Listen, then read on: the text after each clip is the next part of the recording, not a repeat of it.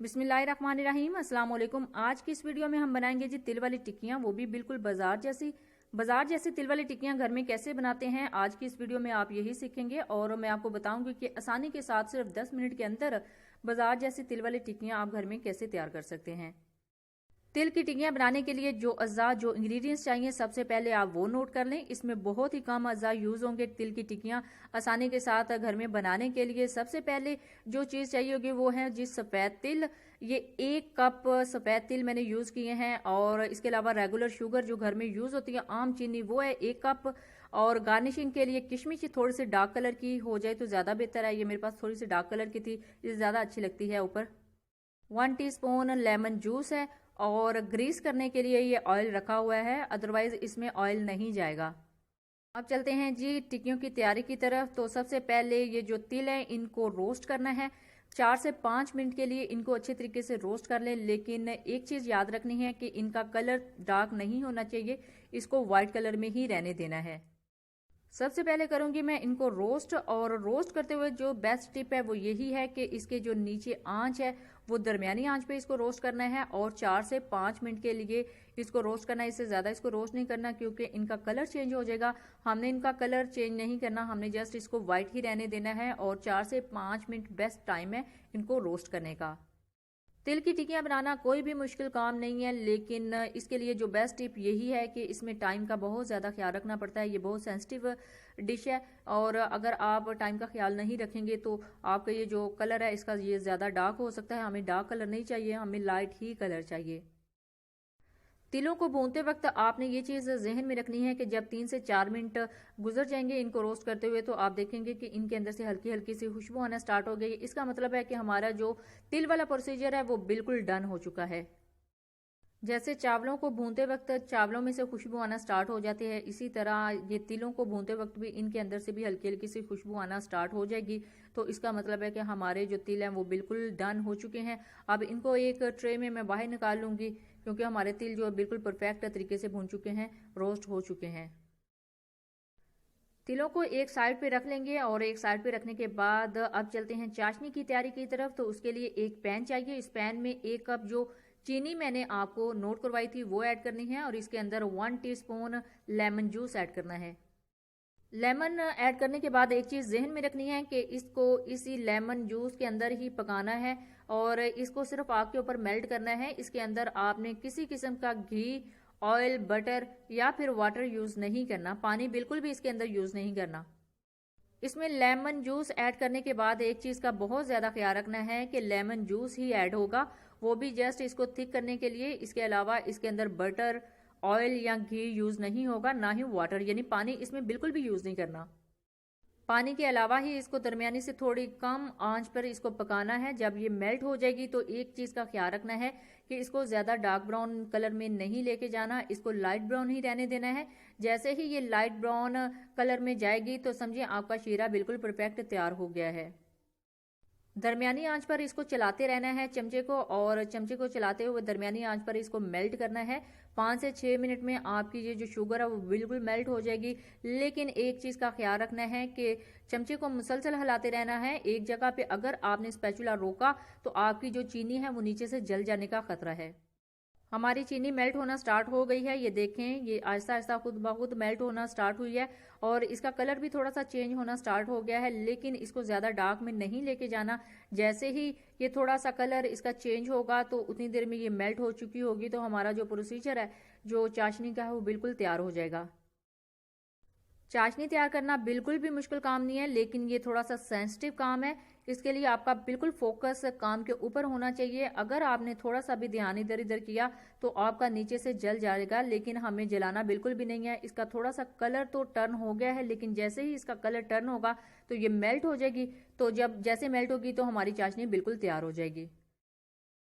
इस स्टेज पर आके इसको मुसलसल 2 से 2.5 मिनट और पकाना है। जैसे ही ये बिल्कुल मेल्ट हो जाएगी तो समझिए हमारा शीरा, हमारी चाशनी बिल्कुल तैयार है। लेकिन उसके लिए मुसलसल स्पैचुला को इसके अंदर हिलाते रहना है और अच्छे तरीके से इसको मेल्ट करना है। हमारी चीनी तो मेल्ट हो रही है, लेकिन आपको एक अच्छी बात बता दूं, एक मज़े की बात बताती हूँ कि जैसे ये चीनी मेल्ट हो रही थी तो जो मेरे साथ मेरी प्यारी सी हेल्पर थी वो मुसलसल मेरा दिमाग खाई जा रही थी कि इसके अंदर थोड़ा सा वाटर ऐड करो, थोड़ा सा तो ऐड करो, सिर्फ 2 चम्मच तो ऐड कर दो तो उसके अंदर ये मेल्ट हो जाएगी। लेकिन मैंने उनको मुसलसल एक ही बात कही थी कि इसको हमने वाटर में मेल्ट नहीं करना, इसको आग पर मेल्ट करना है। वो बहुत हैरान थी कि आग के ऊपर ये कैसे मेल्ट हो सकती है, लेकिन आपके सामने ये देखिए बिल्कुल आग के ऊपर ही ये मेल्ट हुई है और बिल्कुल आग के ऊपर ही इसको मेल्ट होना चाहिए था। हमने इसके अंदर वाटर या घी या बटर या कुछ भी ऐसा ऐड नहीं किया। ये देखें आपके सामने ये जस्ट आंच के ऊपर ही मेल्ट हुई है। चीनी मेल्ट होने के बाद हमारी प्यारी सी हेल्पर भी शॉक्ड रह गई थी कि ये कैसे आंच के ऊपर बिल्कुल अच्छे तरीके से मेल्ट हो गई है, लेकिन आपके सामने ये आंच के ऊपर ही मेल्ट की है। 4 से 5 मिनट हो गए हैं, हमारी जो चाशनी है बिल्कुल तैयार है। इसमें अंदर थोड़ा सा दाना आपको नजर आ रहा है, लेकिन जैसे ही हम इसके अंदर तिल ऐड करेंगे ये दाना खुद ब खुद मेल्ट होना स्टार्ट हो जाएगा। तो तिल ऐड करने के बाद एक चीज़ आपने जहन में रखनी है कि इसको ज़्यादा पकाना नहीं है, क्योंकि तिल हमने पहले ही रोस्ट कर लिए थे और रोस्ट हुए तिल इसके अंदर ऐड करने हैं ताकि हमारी जो तिलों वाली टिक्कियाँ हैं वो बिल्कुल परफेक्ट तैयार हो जाएं। ले जी, हमारी परफेक्ट चाशनी तैयार हो गई है। अब इसके अंदर जल्दी से तिल ऐड करने हैं और इनको जल्दी से मिक्स करना है। जैसे इसको फोल्ड करेंगे तो ये अपनी असल हालत में आना स्टार्ट हो जाएगा और हमारी जो तिलों वाली टिक्कियों का जो बैटर है वो बिल्कुल परफेक्ट तैयार हो जाएगा। तिल जो है हमारे पहले ही रोस्ट थे और शीरा जो बिल्कुल परफेक्ट तैयार था। तो एक चीज़ का ख्याल रखना है कि इनको मिक्स करते हुए जो आंच है बिल्कुल हल्की कर देनी है। स्लो आंच पे इनको सिर्फ 1 से 2 मिनट के लिए अच्छे से मिक्स करना है और जल्दी से इनको जो कटिंग बोर्ड है या जो आपका बोर्ड होगा उसके ऊपर इनको पलट देना है और इनकी जो टिक्कियाँ हैं वो तैयार कर लेनी है। क्योंकि इनकी सिर्फ एक बात है कि जैसे ही थोड़ी सी इसको हवा लगना स्टार्ट हो जाती है, ये अकड़ना स्टार्ट हो जाता है, ये सख्त होना स्टार्ट होता है, तो हमने उससे पहले पहले ही इसको बेल के इसको टिक्कियों की शेप में लाना है और उसकी कटिंग करके इसकी टिक्कियां तैयार करनी है। देखें हमारी जो टिक्कियों का बैटर है वो बेस्ट तरीके से तैयार हो चुका है। अब इसको हम टिक्कियां तैयार करने के लिए लेके जाएंगे कटिंग बोर्ड के ऊपर, लेकिन कटिंग बोर्ड की तैयारी भी पहले ज़रूरी है। तो कटिंग बोर्ड को पहले मैंने ग्रीस कर लिया है ऑयल के साथ ग्रीस करेंगे तो हमारी जो टिक्कियां हैं वो अच्छे तरीके से ऊपर से उतर जाएंगी तैयार होने के बाद। तिलों वाले अमेजे को कटिंग बोर्ड पे डालने के बाद एक चीज़ का बहुत ज़्यादा ख्याल रखना है कि इसको जितनी जल्दी हो सके बेल लें और इसको उस फॉर्म में ले आएं कि इसकी टिक्कियां बन सकें, क्योंकि जितनी इसमें थोड़ी सी हवा लगती जाएगी तो ये सख्त होना शुरू हो जाएगा और अकड़ना स्टार्ट हो जाएगा और इससे हमारी टिक्कियां अच्छे से नहीं बन सकेंगी।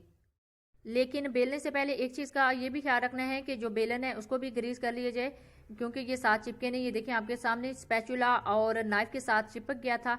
तो सबसे पहले जो बेलन है उसको मैं ग्रीस करूंगी ऑयल के साथ, जिस तरह नीचे कटिंग बोर्ड को ग्रीस किया था इसी तरह बेलन को ग्रीस करूंगी ताकि हमारे जो अमेज़ा है वो इसके साथ चिपके नहीं। क्योंकि इससे पहले मैंने एक दफ़ा ट्राई किया था, वो विदाउट ग्रीस किए बेलन को यूज़ किया था, तो जो सारा अमेज़ा है वो बेलन के साथ चिपक गया था और उतनी देर में जो अमेज़ा वो भी ठंडा हो गया था। हमारी जो शेप थी टिक्कियाँ बनाने के लिए वो भी नहीं बनी थी अमेज़े की। तो इसके लिए बेस्ट टिप है कि पहले जो ये बेलन है इसको ऑयल के साथ ग्रीस कर लें तो फिर ये साथ चिपकता नहीं है। इसको ये कोशिश करनी है जितना जल्दी हो सके इसको अच्छे तरीके से बेलना है और बारीक शेप में थोड़ा सा बेलना है, इसको मोटा नहीं रखना। जितनी ज़्यादा बारीक होगी उतनी ज़्यादा अच्छी इसकी टिक्कियाँ बनेंगी और मज़े की भी बनती है। जितनी मोटी होगी उतनी ज़्यादा मज़े की नहीं लगती। पतली लेयर में इसको पहले बेलना है और उसके बाद इसको अच्छे तरीके से शेप दे देनी है और शेप देने के बाद इसके ऊपर जो किशमिश मैंने आपको नोट करवाई थी वो गार्निशिंग के लिए डाल देनी है। किशमिश डालने से इसका जो टेस्ट है वो बहुत ही अच्छा हो जाता है। अगर आप किशमिश नहीं डालना चाहते, कुछ और डालना चाहते हैं, पिस्ता बादाम वगैरह, तो वो भी ऐड कर सकते हैं, लेकिन किशमिश से इसका टेस्ट ज़्यादा अच्छा आता है। किशमिश डालने के बाद एक दफ़ा फिर से इनको रोल कर लेना है, बेल लेना है ताकि जो किशमिश है इसके अंदर जो चिपक जाए, तो जब कटिंग करेंगे तो इसके अंदर ही रहेगी। लेकिन इसके लिए बेस्ट टिप यही है कि जितनी जल्दी हो सके जो चेंजिंग करनी है वो आप कर लें, क्योंकि जैसे ही ये ठंडा होना स्टार्ट हो जाएगा तो ये फिर चेंज नहीं हो सकता। तो गरम गरम के साथ आप जितनी चेंजिंग कर सकते हैं आप कर लें। रोल करने के बाद इसको बेलने के बाद इसकी थोड़ी सी मैंने शेप चेंज की है। शेप चेंज करने के बाद आप इसको कटिंग करना है, लेकिन कटिंग करने से पहले एक चीज़ जहन में रखनी है कि जितनी जल्दी हो सके इसको कटिंग कर लें, क्योंकि अगर ये ठंडा हो गया तो फिर कटिंग करना भी मुश्किल हो जाएगा।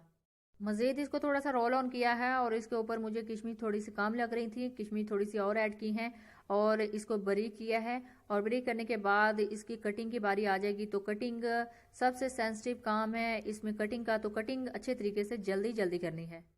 कटिंग के लिए आप नाइफ भी यूज़ कर सकते हैं। मेरे पास पिज़्ज़ा कटर मौजूद है तो मैं पिज़्ज़ा कटर के साथ इसको टुकड़ियों की शक्ल में काट लूँगी। अगर आपके पास पिज़्ज़ा कटर मौजूद नहीं है तो आप शेफ नाइफ या किसी भी नाइफ के साथ इसकी कटिंग इजीली कर सकते हैं। जैसे ही ये गरम गरम होगा तो आपकी कटिंग बहुत आसानी के साथ अच्छे तरीके से हो जाएगी। लेकिन यही इसकी टिप है, इसके बाद आपकी कटिंग अच्छे तरीके से नहीं होगी, तो जितनी जल्दी हो सके आप इसकी कटिंग कर लें। पहले एक साइड पे सारी लाइनें लगाई हैं, ये देखें आपके सामने एक साइड पे कटिंग किया है। ये कटिंग कंप्लीट करने के बाद आप दूसरी साइड से कटिंग करूंगी तो हमारे पास बड़ी खूबसूरत शक्ल में जो टिक्कियाँ हैं वो तैयार हो जाएंगी।